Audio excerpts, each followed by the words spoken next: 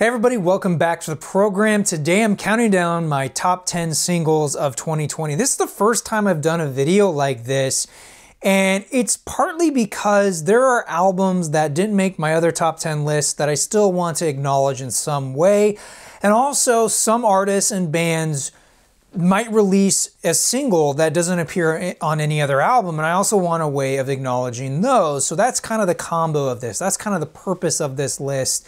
And as you get to my later tracks, I kind of stretch what it means to be a single. So we'll get there, but first up, number 10, I have Tops with I Feel Alive. Indie jingle jangle is how I best describe this song. It is like warm chocolate sauce over an ice cream sundae with a cherry on top. It is feel good, inviting, so charming. It's a joy to listen to this song. At number 9, I have Mono Neon with Invisible. This is an old school soul song infused with some funky beat that I can't help but tap my toe to. I adore this song, and it's interesting to note that Mono Neon was one of the last bassists to play, to record with Prince. At number 8, I have an RAC remix of a song title that I'm not gonna even attempt to pronounce, but RAC does what he does best with this classical choir song, and it's just mesmerizing. He takes the choir element and turns it into this sonic tapestry. It feels like an ocean, ebbing and flowing. I love the rhythm of it. And overall, it's got this great driving beat about it. There's just something so unique about this track. At number 7, I have Caitlin Aurelia Smith with Lagoon. Listening to this enchanting instrumental song is like swimming through a video game. That's the best way I can describe it. It's charming, whimsical, carefree. It just makes me feel good. At number 6, I have Mid and Mac DeMarco with Moving Men. If the whistling doesn't get you, I don't know what will. This is a perfect pairing of the two artists. I love the way Mac's singing and his guitar work sound with Mid's more danceable electronic beats. It's just, I can't wait to hear more from these two. But if this is all we get, I am happy with that because I love this song. At number 5, I have the Avalanches with Interstellar Love featuring Leon Bridges. I'm really happy to see Leon Bridges collaborating so much with all these different artists because I feel like his voice really lends itself to many different styles, not just what he's known for. But this song is the Avalanches doing what they do best, and that is, taking a real sample forward approach. So in this case, it's like dusting off an old 70s pop rock sound, soft rock sound, I should say, and just giving it their tweaks of adding a little bit of a dance track vibe to it, and then letting Leon Bridges' soft vocals just carry this song forward. And there's really not a lot. There's not a lot going on, but that's what works so well. And I just can't get enough of this. It's just, it is my favorite song off that album. I actually wasn't expecting an album from them in 2020, but this to me was one of the high points of that record. At number 4, I have Puma Blue with Velvet Leaves. This song is so suave. It's like sipping on a barrel-aged rum while watching the sunset. It's a moody R&B drum-forward track with velvety smooth vocals. Oh man. I can't wait to hear his upcoming album because it's gonna be, I'm hoping it's gonna be fantastic. If this song is any indication, I'm already in love. At number 3, I have the Microphones in 2020. What even is this? This is an album and it's a song. It is both. It is an epic story told by the Microphones and only the way he can.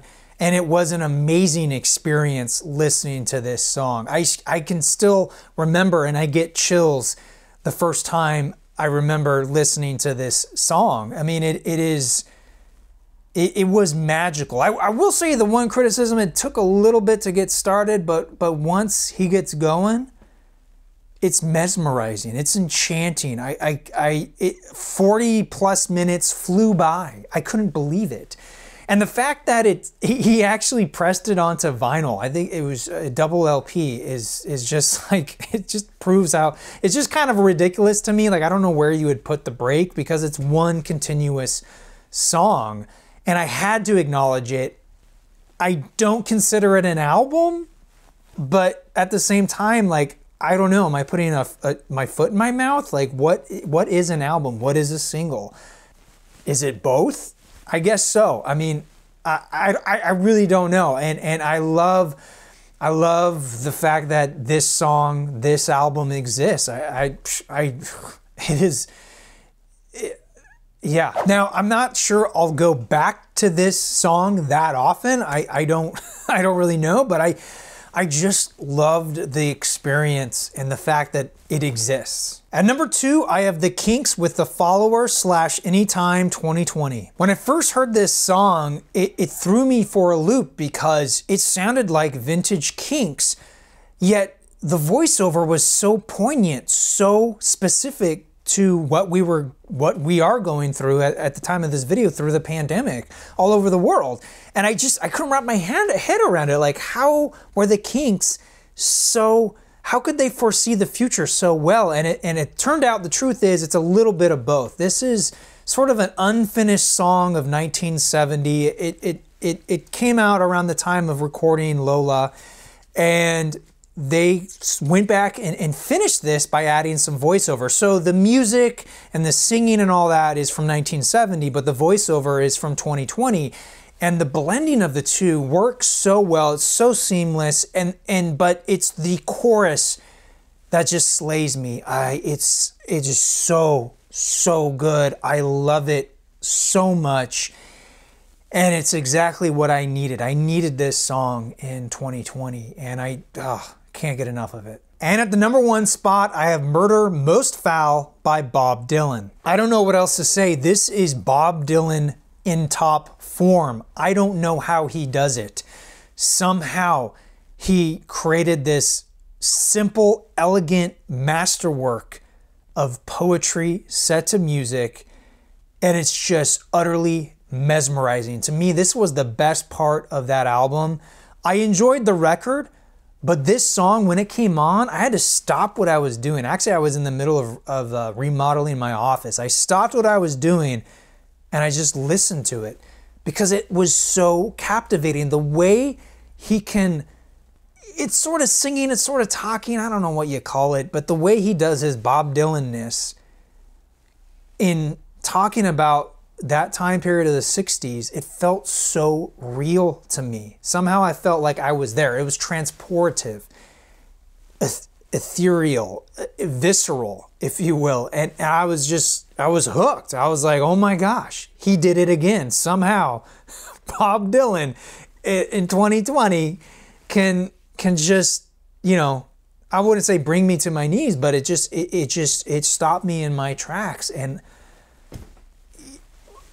that's a true artist, man. I was just so impressed with that. And that is my number 1 single of 2020. All right, everybody, that will do it for this time around. Let me know your top singles of this year, of 2020, I should say, with a comment down below. Until then, thank you all so much for watching. I am your Vinyl Geek, and I'll catch you on the flip side. Hey everyone, thanks again for watching my top 10 singles of 2020. Now, if you want to see more, I put a couple of videos right here. And if you are interested in helping this channel grow, there's a link to my Patreon right there as well.